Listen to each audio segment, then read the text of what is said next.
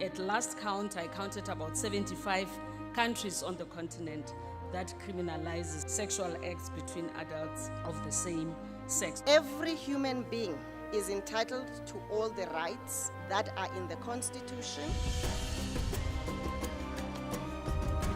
Una stop this killing, for make them they kill with picking the innocent one. Government agencies have felt like they are doing the LGBTI movement and family a favor. I think this meeting is about practical solutions. I'll be interested to hear from the panelists and other commissions here what they are doing practically. We are having the first seminar, and the topic of the seminar is finding practical solutions to ending violence and discrimination based on sexual orientation and gender identity and expression in Africa.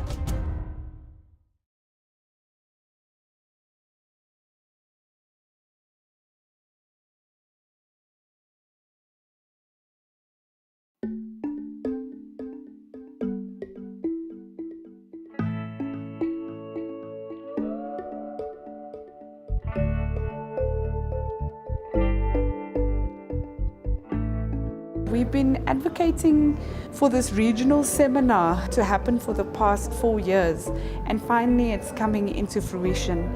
And I think that the civil society pre-conference is exciting because we have an opportunity to talk about what we want to put forward to governments around ending violence and discrimination on the basis of sexual orientation and gender identity. So I think that the next 2 days is going to be very exciting, preparing for the regional seminar so that we can engage with governments and talk really honestly and candidly about the violations that is experienced across the continent for LGBT people. The first objective of this meeting is to prepare us, as civil society, to be able to strategically engage with governments and national human rights institutions. The second one is really about deepening our own understanding as CSOs on the various processes that culminated into the adoption of Resolution 275. The third objective is to develop a common position among CSO on providing effective solution to violence based on SOGIE. The fourth objective is to begin the process of gathering information that will contribute towards the declaration. Finally, what we are hoping for is that this process enable us to generate learning. We hope to come up with a declaration which will be soft law, but a very strong statement that clearly sets out what we believe needs to happen. We would like this to just be a place to create, a space to begin a conversation. For a very long time, really, we have not been able to manage that. Everything sort of deteriorates into name calling and all sorts of things. But can we, for once, for the first time, get into a room and say, no sane person can get up and say violence is okay, at any other time. And if we agree on that, can we really try and find solutions? What impressed me and what I'm particularly happy about is that participants really took it seriously. Both in the working groups, in the discussions, people are really engaging. The seminar is titled Practical Solutions to Addressing Violence Based on Sexual Orientation and Gender Identity in Africa. And it's coming out of Resolution 275 of the African Commission, which is the first AU document speaking to sexual orientation and gender identity-based violence in Africa.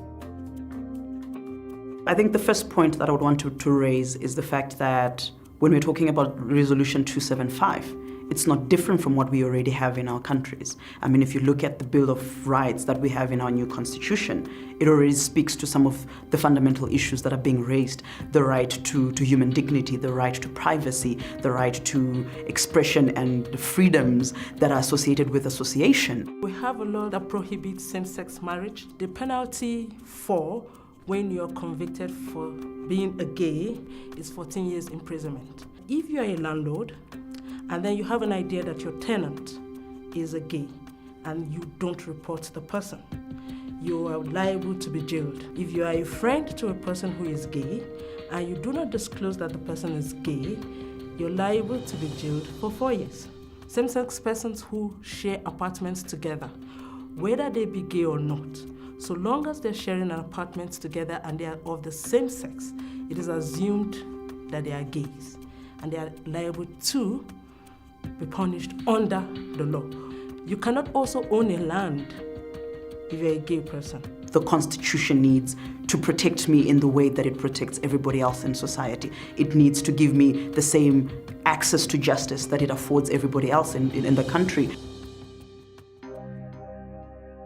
My expectation is that the participants at this conference, which consists of civil society, national human rights institutions, and representatives of governments, will be able to dialogue about the realities of violence in Africa, and also will come to concrete, practical steps that can be taken at country level to address issues of violence, to ensure greater protection for the human rights of people who ordinarily face persecution based on their real or perceived sexual orientation, gender identity, and expression. If I can make a statement about the majority of queer people, how they live in Morocco, I would say is someone who is hiding from everything, hiding from family, hiding from society, from friends, from work, of course. Otherwise, it will destroy your professional life. I think I'm excited, but at the same time, I'm quite anxious. Excited because, I mean, this is historic. This is a conversation we never used to have in Africa. It was something that we never could talk about. You know, there's no lesbians in Africa. There's no bisexuals in Africa. There's no gays in Africa.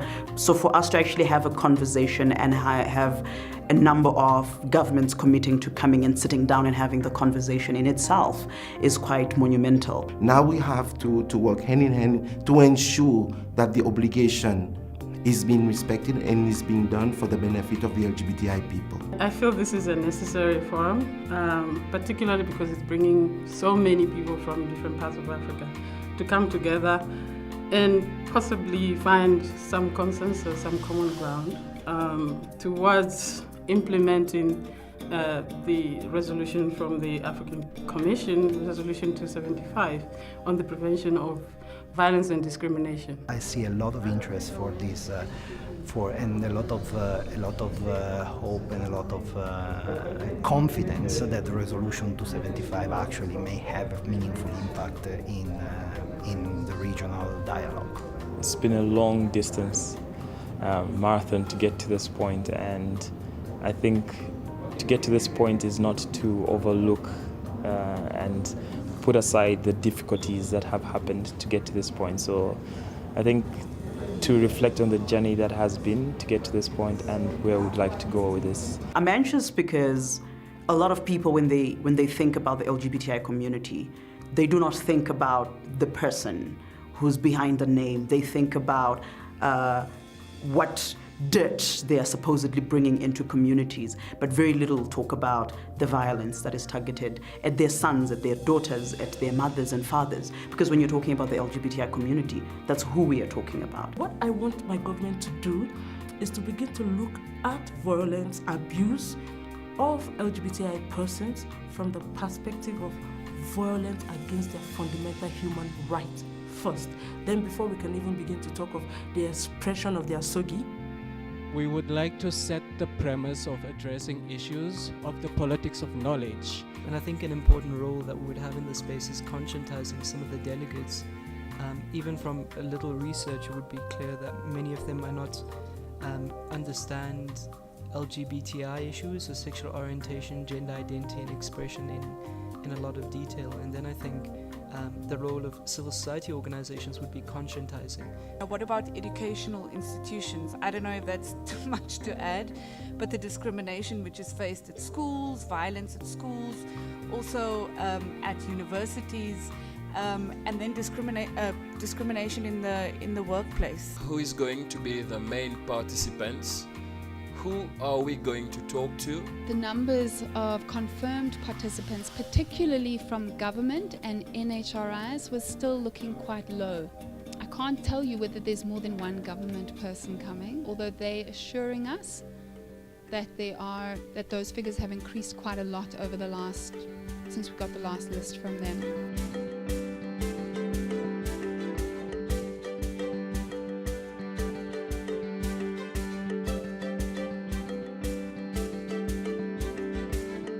It's very nice to be here, and I'm happy to be part of this history in my small contribution by working for AIDS accountability here. We need that kind of exposure.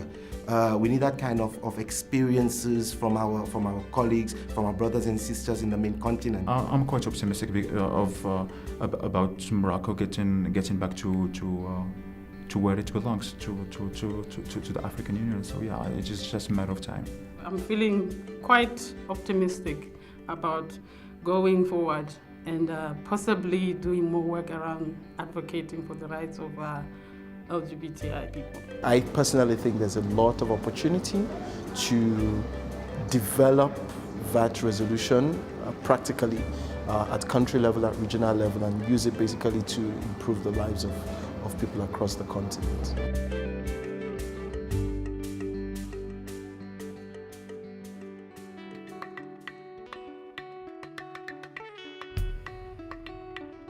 Afambo Juliet Nedema Olamo, Esim Nigeria, na lolo na increase na namina.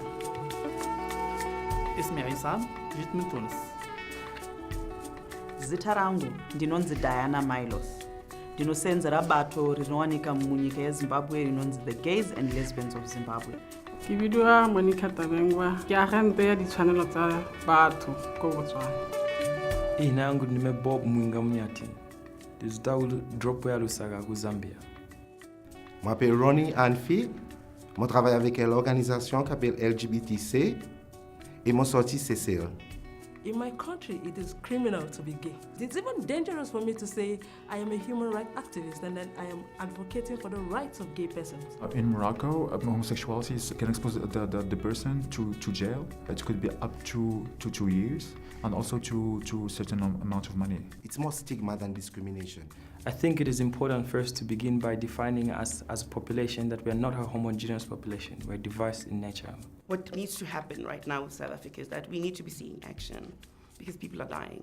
The implementation of Resolution 275 need not be a different process because we already have a Bill of Rights that is talking to everything that is in Resolution 275. This must be ensured through the resolution that the African continent and countries on the continent protect people against stigma and discrimination based on their sexual orientation and gender diversity.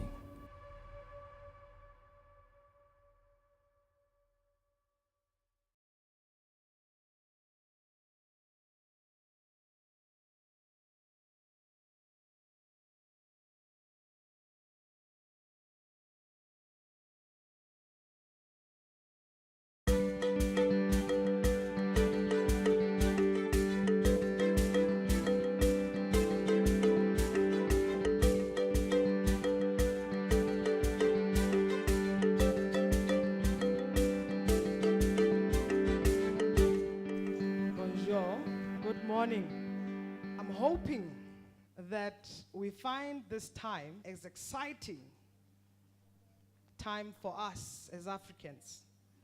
And I really want to start by that round of applause to everyone who have put this together.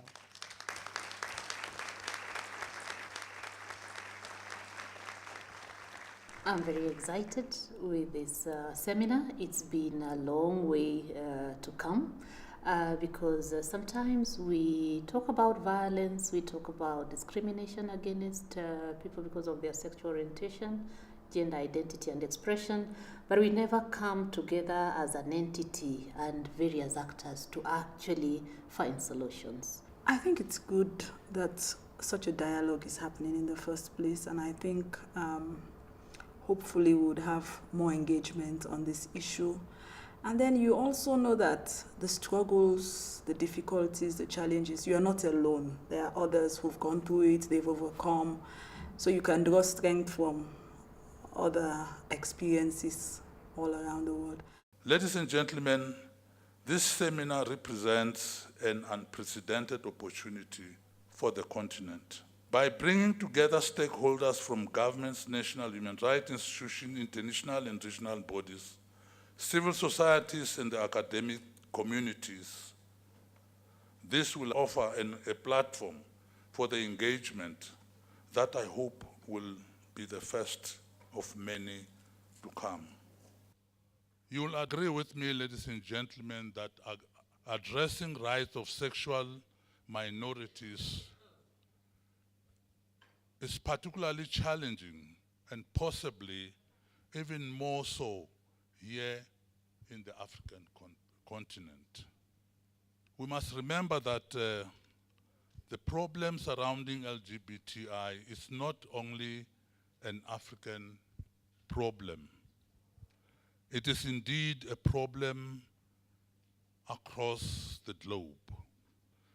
We must speak out because lives are at stake and because it is our duty under the Universal Declaration of Human Rights to protect the rights of everyone, everywhere. And on that note, I want to wish all delegates here present a fruitful, productive seminar and encourage a meaningful engagement in the next 2 days. And with these few words, I declare the seminar open. Thank you. When I arrived here at the seminar, I was a little apprehensive, and that's because, I guess because of my history dealing with government delegations, especially at the African Commission. First of all, I was worried that they wouldn't turn up.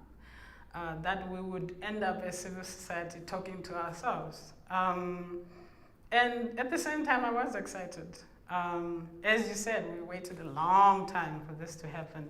And finally, we have one government committing to having this happen and trying to speak to others to come on board. This is a moment, whatever our disappointments about the number of governments in the room, it should have been this number, but it's this number, it doesn't matter. We are having the first seminar, and the topic of the seminar is finding practical solutions to ending violence and discrimination based on sexual orientation and gender identity and expression in Africa. It is an exciting moment. You feel that it's a beginning of a journey to have African governments, whether they agree or disagree, coming together and thinking about ways to agree and disagree or whatever. But the fact is they are here together. And if we stay true to our messaging, that this is the start of a process, then we're on our way. People are entitled to their opinion. They are free to disapprove of same-sex relationships, for example. They have an absolute right to believe and follow in their own lives whatever religious teachings they choose. But that is as far as it goes. The balance between the tradition and culture on the one hand and universal human rights on the other must be struck in favor of human rights. Well, reality is that at a political level, there's still a lot of resistance in Africa because at a societal level,